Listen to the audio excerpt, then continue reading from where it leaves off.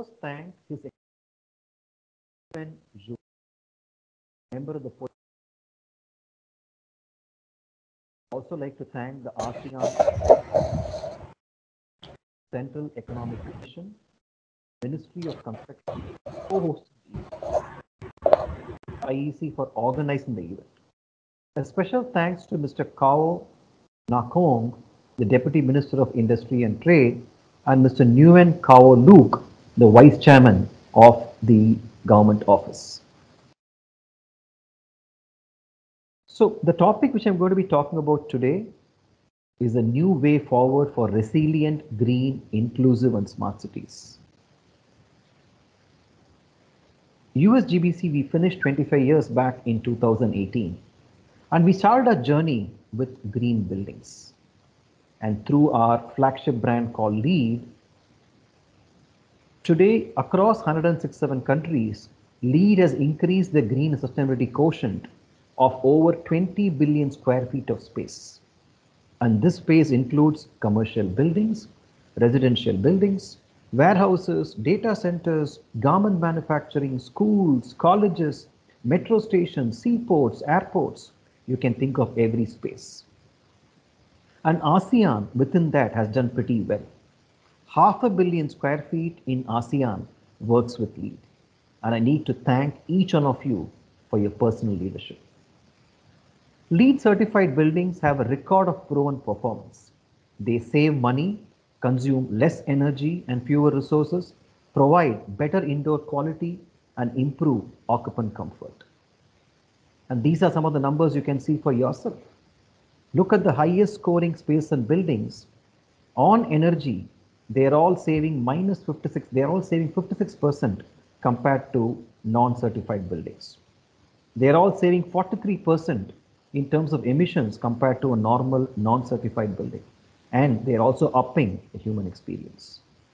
And our research have consistently proven that employees who work in LEED green buildings are happier, healthier, and more productive.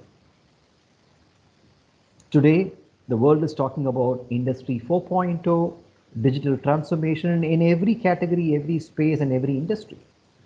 So we as the leaders of sustainability, we also introduced a technology platform called the ARC. Any building, any space, any city can input the data on energy, water, waste, transportation, and human experience. And this platform will then give you a live green score. The number 76 you see in the middle of the screen is the actual live performance of your building. And you can slice and dice into individual matrices. Energy, water, waste. Take water. This building has scored 4 out of 15, and that means you can improve a lot. Going forward, this particular platform will help you to track your carbon scores, will help you to set your KPIs for the future. It will also help you to move towards net zero buildings as well. Vietnam has set its targets through a strategy called green growth. Vietnam is one of the most vulnerable countries to climate change. And over the past decade, climate-related disasters have caused in damages of 2 to 6% of GDP. The green growth is a means to achieve a low carbon economy and also to enrich natural capital. You're looking at clean and renewable energy. You're looking to green your production. You're looking to green your lifestyle and promote sustainable consumption. These are all very good ideas. And what are the solutions you're talking about? You're talking about communication, awareness, communities and cities. And the ASEAN Smart City Network is an answer to all these strategies. You've identified cities. You're talking about equitable, inclusive and resilient societies. You're talking about health and well-being, safety, security. And you're looking at technology and resources to enable all this. And that is where our LEED for Cities and Communities program dovetail to your objectives. So all the objectives we have seen until now are defined in this particular platform. Safety, healthy, inclusive, smart, productive, efficient, equitable, sustainable, responsive, and resilient. And We as USGBC are more than happy to collaborate with the Asian Smart City Network in all the smart cities which you have planned to make it more sustainable and to make it even moving towards net zero as well. Close to 140 global cities and communities currently work with the LEAD program. And it is tightly synchronized with the SDG goals as well. And here again is a technology platform which will take the data from the city and give you a live score. And obviously different aspects of matrices are changed compared to a building. If you talk about energy, you talk about the per capita consumption of a city as an example. If you talk about water, we are talking about per capita water consumption. We are talking about, is water accessible to everybody? Right? And obviously rainwater harvesting and the likes. If you talk about waste, how does at a household level to a municipality to a city level, how are you generating less waste, and how are you recycling and reusing your waste? Transportation, how are you generating lower carbon emissions? Either it could be energy efficiency or using non-fossil fuels, or even things like accessibility to your transit stations, to your multimodal transport. Is it integrated? And finally, human experience, all about quality of life. We are talking about, is the population getting access to affordable housing? Is the population getting access to education?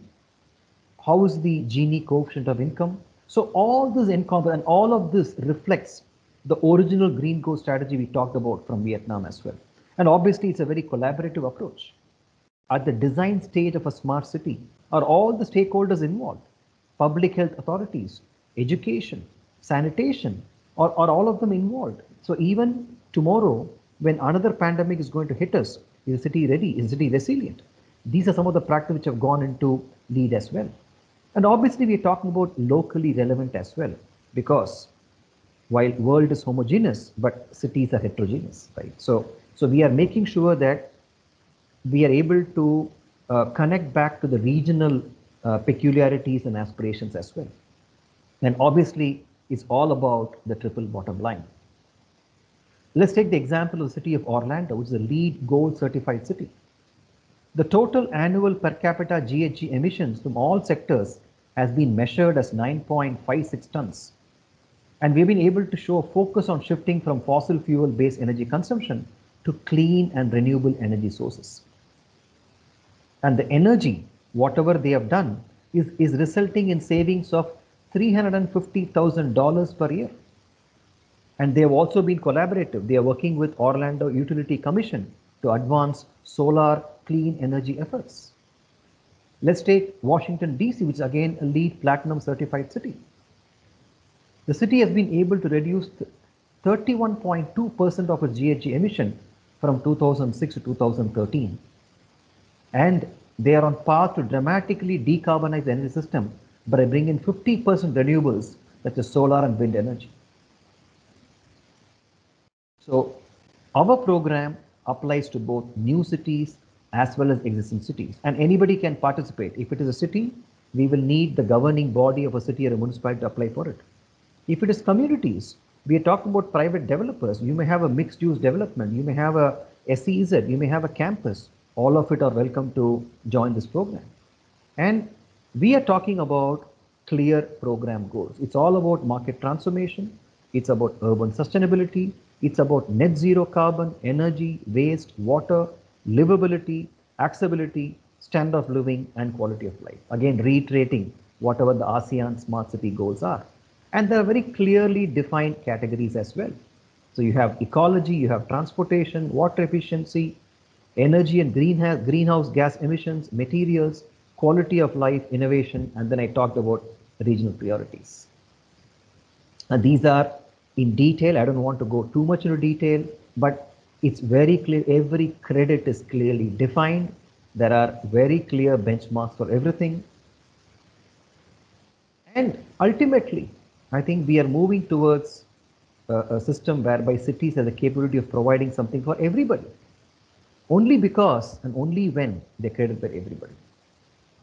And that brings us to the next part of our discussion. It's all about resiliency. So just to take an example, in 2019, Jakarta had a blackout. It lasted for 9 hours, affected 21 million people. And the local electricity board reported a 6.3 million loss due to the blackout. And obviously the natural disasters have caused immense damages in terms of cost to the entire Asia. We're talking about floods, earthquakes, tsunamis, cyclones, and drought, and the costs run into billions of dollars. There is a need for us to build reliable, resilient, safe, smart, efficient, renewable power systems. Now let us talk about Vietnam. The government has targeted the renewable energy will account for 9.9% of the installed capacity by 2020 and 21% by 2030. You have a very clear wind strategy as well. You are talking about transmission and distribution losses. You have a target for that as well. You're talking about rural electrification. You're talking about GHG. So with all this in mind, the US Green Building Council, we ask ourselves a question. Can we help the market to develop more sustainable power systems? Our experience with LEED, the most widely used green building program in the world, has taught us a lot about green rating systems. In 2000, we introduced LEED. Now, with the building and the power and the electricity industries are different, so we needed to actually launch a very different program, and that is where we launched this program called PEER, which is the Performance Excellence in Electricity Renewal. So it covers every ecosystem, right from the power producer to a campus, to the utility, to transit and everybody. So in the heart of it, we are talking about energy efficiency, we are talking about green power, and PEER is going to help ASEAN to move towards clean and sustainable energy and also help the cities to go green as well. So let me pause here and say, what is the future? Now we talked about smart cities, we talked about smart grids.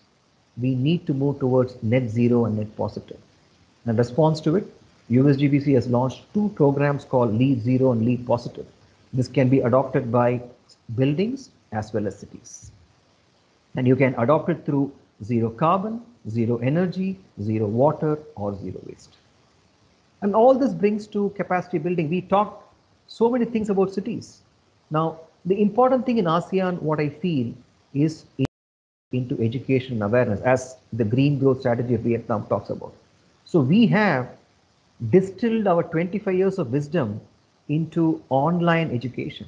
And we invite all of you to take advantage of it, go into the education platform, write our exams, become credential holders as well. And lastly, green building should be inclusive. Now, we are a set of people who have come into this conference. We are talking about green. I am sure that in Vietnam and ASEAN, cities have picked it up, private developers have picked it up. Is it enough? The answer is no. Let us look at tier 2 and tier 3 cities. Let us look at towns and villages. Let us look at the society in large. So when we are talking about smart cities, it needs to impact every citizen, right down to the last villager, right down to the last farmer. Can it be done? The answer is yes. So I'm going to leave this thought with you that green buildings should be for everybody within this generation. Thank you, gentlemen and ladies, for this wonderful opportunity. And I look forward to USGBC working closely with each one of you. Thank you, good evening, and all the best for the rest of the event.